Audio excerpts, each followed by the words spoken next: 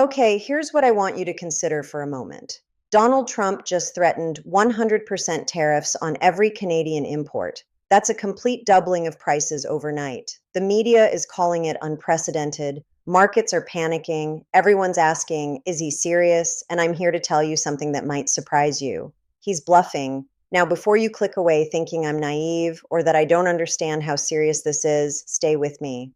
Because what I'm about to show you isn't wishful thinking. It's pattern recognition. Trump has made this exact play before, multiple times. And here's what always happens. The threat gets massive attention, negotiations start, and then quietly, weeks or months later, the threat disappears. The question isn't whether Trump will impose 100% tariffs on Canada. The question is, why does he keep making threats he can't possibly follow through on? Let me explain. Let's look at Trump's track record with these kinds of threats. 2019, Trump threatens to close the entire southern border with Mexico unless they stop migrant flows. Total economic catastrophe, right? Except he didn't do it. He backed down after a week. Same year, Trump threatens to impose tariffs on all Mexican goods, 25% escalating to infinity, he said.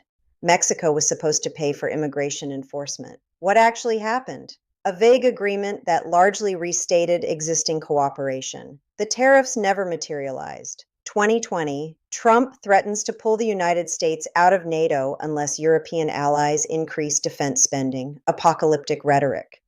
We're being ripped off, he said. Result? He's still making that threat today. NATO still exists.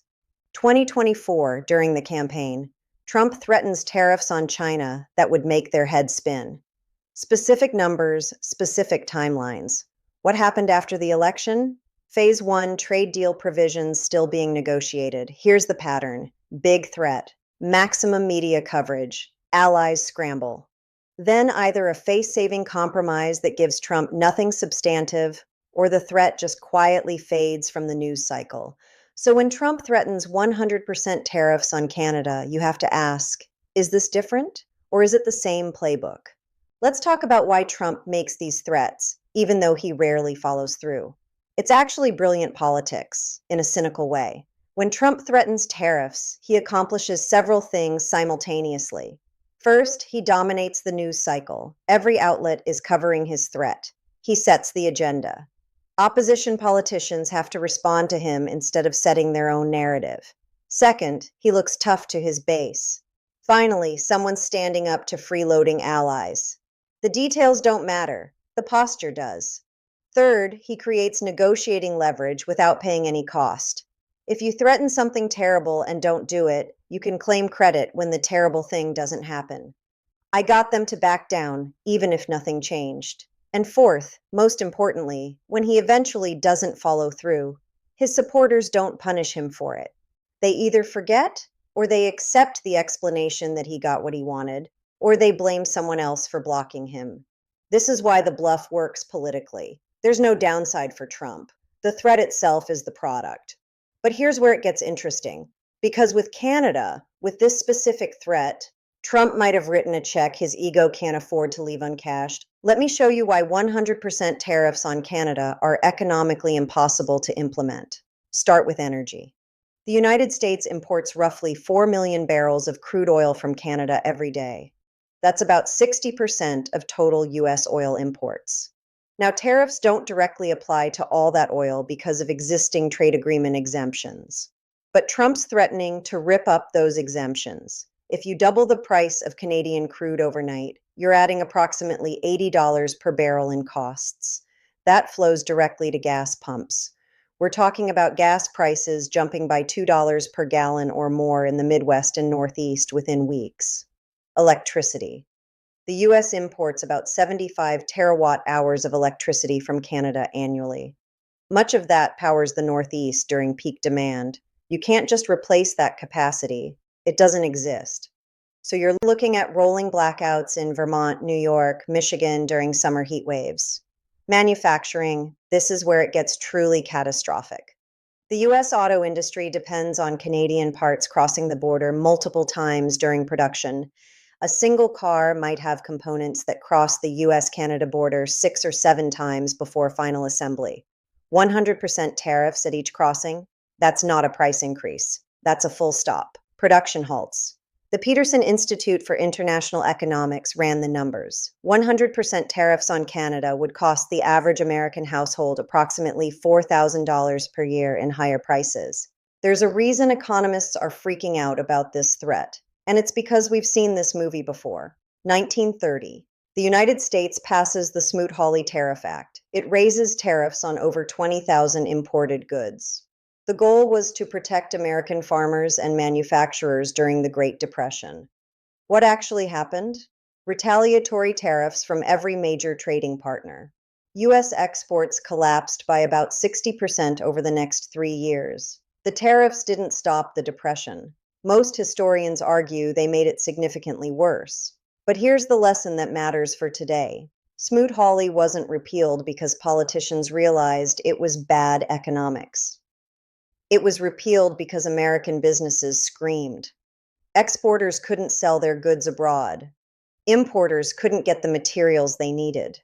The political pain became unbearable. Trump knows this history, or at least his advisors do, and he knows that if he actually imposes 100% tariffs on Canada, he'll face the same backlash, not from Democrats, from Republican business interests, and from voters in swing states whose jobs depend on Canadian trade. Michigan, Pennsylvania, Wisconsin. These states sent Trump to the White House. They also happen to be the states most economically integrated with Canada. If factories start closing because of Trump's tariffs, he doesn't win re-election. He doesn't even win the Republican primary. Here's something most coverage is missing. Congressional Republicans are quietly terrified of this threat. They're not saying it publicly, because you don't cross Trump openly if you want to survive a primary. But behind closed doors, Senate Republicans are telling anyone who will listen that 100% tariffs on Canada would be political suicide. Senator John Thune from South Dakota. His state exports billions in agricultural products to Canada. He can't support tariffs that destroy his constituents' livelihoods. Senator Mike Crapo from Idaho. Similar situation, Canadian trade is essential to his state's economy. Even senators from states you wouldn't expect. Texas exports more to Canada than to any other country, except Mexico. Senator John Cornyn knows that 100% tariffs mean lost jobs in Houston and Dallas. Trump can threaten all he wants, but if he actually tries to implement these tariffs, he'll face opposition from his own party. Not public opposition, not the kind that makes headlines, but the kind that matters. Procedural delays, quiet conversations with trade officials, pressure on Trump to find an off-ramp. This isn't Democrats blocking Trump. This is Republicans protecting their own political survival. And that's a much more powerful constraint. Now let's talk about who really runs the show when it comes to trade policy. It's not politicians, it's business. The U.S. Chamber of Commerce, the National Association of Manufacturers, the American Petroleum Institute. These are the organizations that fund Republican campaigns. And they're all opposed to tariffs on Canada, even if they're being diplomatic about it publicly. General Motors, Ford, Stellantis, they've already communicated to the White House that 100% tariffs on Canada would force them to shut down plants, not reduce production, shut down completely. We're talking tens of thousands of layoffs. Energy companies are saying the same thing. Refineries on the Gulf Coast are specifically designed to process heavy Canadian crude. You can't just switch to a different type of oil. The infrastructure doesn't work that way. So you're looking at refinery closures, which means gas shortages, which means lines at the pump, which means political disaster. Here's what happens behind the scenes. These companies don't make public statements criticizing Trump. They send delegations to Washington. They meet with trade officials. They present data. They make very clear what the consequences will be. And then mysteriously, the threat gets walked back. Trump declares victory over some minor concession. The tariffs never happen. Business as usual resumes. That's the real negotiation. Not Trump versus Canada. Trump versus American corporate interests. And corporate interests always win. Let's talk about timing, because that's actually the biggest tell that this is a bluff. Trump makes this threat now, in January, 6 months before the USMCA review in July. If he were serious about renegotiating the trade agreement, he wouldn't open with his maximum demand. You don't start a negotiation by threatening to destroy the entire relationship. What you do is exactly what Trump's doing. You make an extreme threat to set the parameters. You scare everyone. You dominate the news. And then over the next 6 months, you gradually walk it back to what you actually wanted in the first place, which is probably some minor changes to rules of origin provisions. This is called anchoring in negotiation theory. You start with an absurd position so that your real position looks reasonable by comparison. Trump doesn't actually want 100% tariffs. He wants Canada to make some concessions on Chinese transshipment. But if he asks for that directly, Canada says no. If he threatens economic Armageddon, suddenly a compromise looks appealing. The timing also matters politically. Midterm elections are in November. If Trump actually imposed these tariffs and they caused the predicted economic damage, that damage would hit right before voters go to the polls. Trump's not stupid. He knows that. So the threat now, the walk back later, it's predictable. It's the pattern. Now, let me steelman the opposite position. What if I'm wrong? What if Trump actually does this? There's an argument that Trump in his second term is different from Trump in his first term. He's not worried about re-election anymore. He surrounded himself with true believers instead of establishment figures who might talk him out of bad ideas. He's angrier, more willing to break norms, more convinced of his own infallibility. And there's a scenario where Trump's ego gets involved. If Canada calls his bluff publicly, if Prime Minister Carney says, "We're not backing down," Trump might feel compelled to follow through just to prove he wasn't bluffing. That's the danger with making threats this extreme. You can paint yourself into a corner. If Canada doesn't bend and Trump backs down, he looks weak. But if he follows through, he triggers economic chaos. There's also the possibility that Trump genuinely doesn't understand the consequences, that his advisors are telling him this will hurt Canada more than the US, and he believes them because it fits his worldview. So I could be wrong. Trump might actually pull the trigger. But even if I'm wrong about his intentions, I'm not wrong about the consequences. And that's why I still think this is a bluff, because the pain would be immediate, visible, and politically fatal. So if this is a bluff, what should we watch for to confirm it? First, watch for quiet bilateral talks. If US and Canadian trade officials start meeting behind closed doors, that's a sign they're looking for the off-ramp. Trump makes the public threat. The diplomats work out the compromise. Everyone claims victory. Second, watch for Republican senators making carefully worded statements about the importance of the US-Canada relationship. They won't criticize Trump directly, but they'll signal that Congress won't support extreme measures. That gives Trump cover to back down. "Congress wouldn't let me do it" is a face-saving excuse. Third, watch for business groups issuing reports about the economic impact. The Chamber of Commerce will publish studies showing job losses. Industry associations will warn about supply chain disruptions. This isn't organic, it's coordinated pressure to give Trump a reason to reverse course. Fourth, watch Trump's own language. If he starts adding qualifiers, unless Canada makes changes, if they're smart, that's him building the exit ramp. The threat becomes conditional instead of absolute. And finally, watch for a minor Canadian concession that Trump can inflate into a major victory. That's how this ends. Canada agrees to some procedural change that doesn't really matter. Trump declares he's won. The tariffs never happen. That's the playbook. And I'm betting that's exactly what we'll see over the next few months. So if 100% tariffs are a bluff, what does Trump actually want? He wants three things, and none of them require destroying North American trade. First, he wants Canada to tighten rules against Chinese transshipment. That's legitimate. There is evidence that Chinese companies are using Canadian and Mexican factories to circumvent US tariffs. Trump wants stricter origin verification. That's negotiable. Canada can give him that without losing much. Second, he wants a political win he can sell to his base. He needs to be able to say he stood up to allies who were taking advantage of America. Doesn't matter if it's true. Doesn't matter if Canada makes real concessions. He just needs something he can point to. Third, and this is the cynical part, he wants leverage over other negotiations.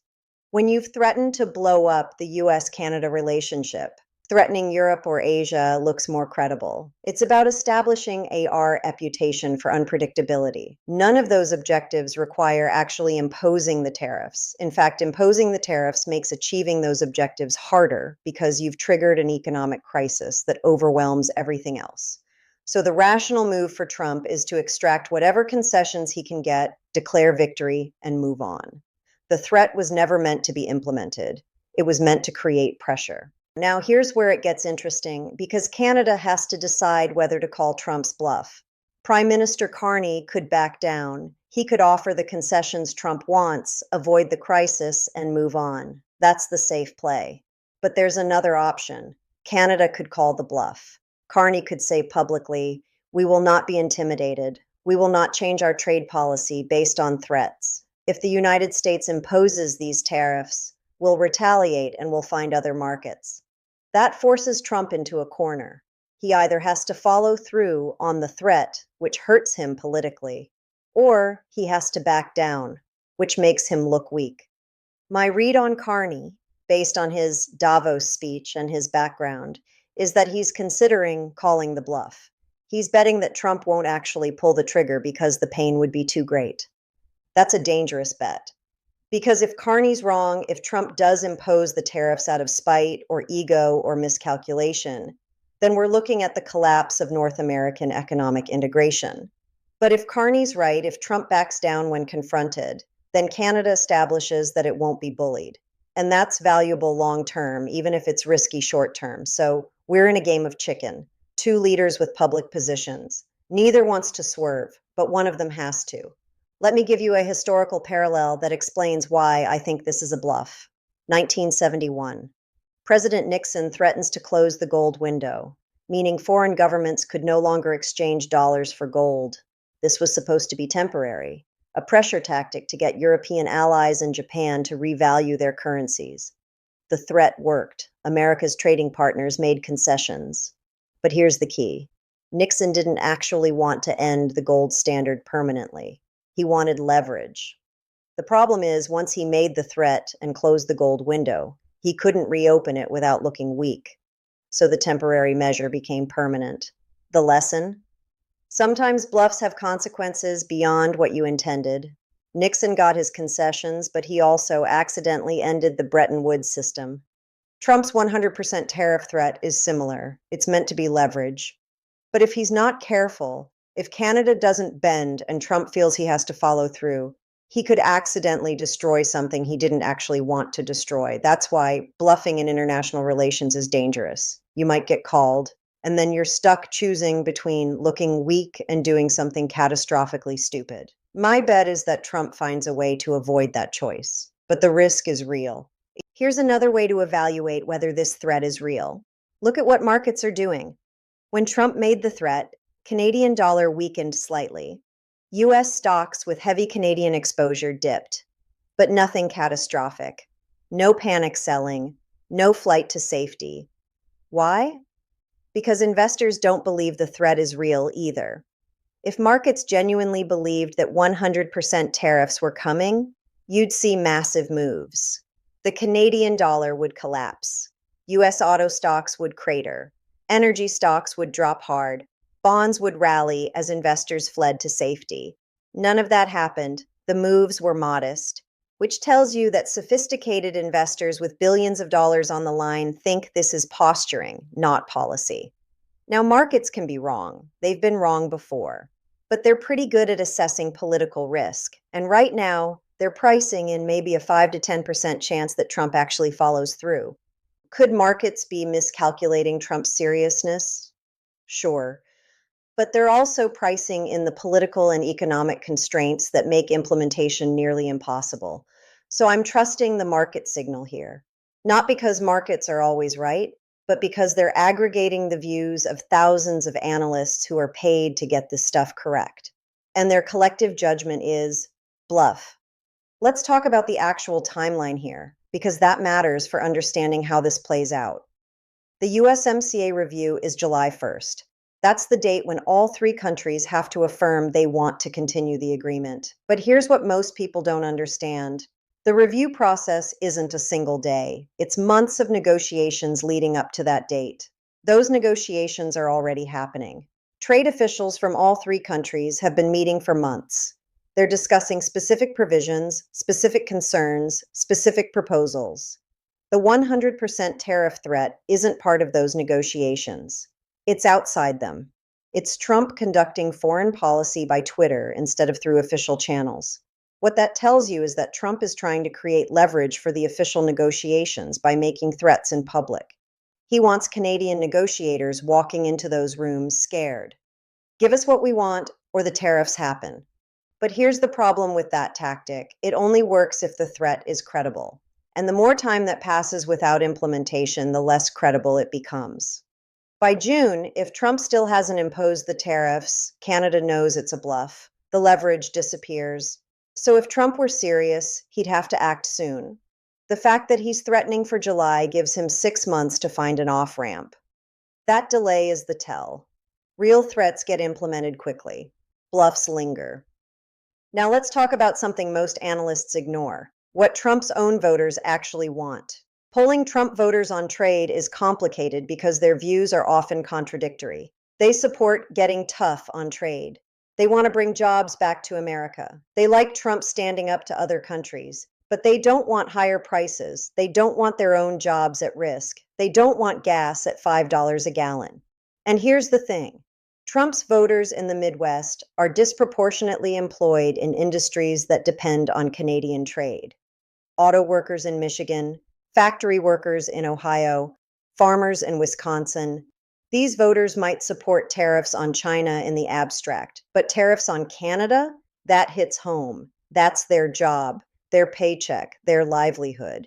Trump's political advisors know this. They've seen the polling. They know that if factories start closing because of Canadian tariffs, Trump's base in swing states will turn on him. So the threat plays well in the news cycle. It makes Trump look tough. But if it actually happened, it would be political suicide. That's why I'm confident this doesn't happen. Not because Trump has principles or cares about good policy, but because it's bad politics. And Trump always prioritizes his political survival. So let me bring this all together. Trump threatens 100% tariffs on Canada. It's economically catastrophic. It would hurt the United States as much or more than Canada. It would face opposition from his own party and from the business interests that fund that party. It would devastate his voters in swing states. And he has a 6-month window to find an off-ramp. This is a bluff, and not even a particularly good one. It's obvious, it's extreme, and it's unsustainable. But here's why it works anyway: because the threat itself accomplishes Trump's goals. He dominates the news. He looks tough. He creates pressure on Canada to make concessions. And when those concessions come, he can declare victory without ever having to follow through on the threat. Canada probably gives him something minor on Chinese transshipment. Trump calls it a huge win. The tariffs never happen. Everyone moves on. That's the prediction. And if I'm wrong, if Trump actually does this, then we're not just watching bad trade policy. We're watching the end of rational economic governance, because no sane leader would actually implement these tariffs. But I don't think I'm wrong. I think 6 months from now, we'll look back at this moment and wonder why anyone took the threat seriously. So here's my bet, publicly stated on the record. By July 1st, when the USMCA review happens, 100% tariffs on Canada will not have been imposed. Trump will claim some kind of victory over minor Canadian concessions. The trade agreement will continue largely unchanged, and this entire crisis will be memory. If I'm wrong, if Trump actually does this, I'll come back here and admit I completely misread the situation. But I don't think I'm wrong. I think this is the most predictable bluff Trump has ever made. So let me know in the comments, do you think Trump's bluffing, or do you think he'll actually do it? And what would it take to convince you either way? If you found this analysis helpful, if it gave you a framework for thinking about this differently than the panic you're seeing everywhere else, hit that like button and subscribe. Because in 6 months, we're going to look back at this moment. And I want you to remember, I called it. Thanks for watching.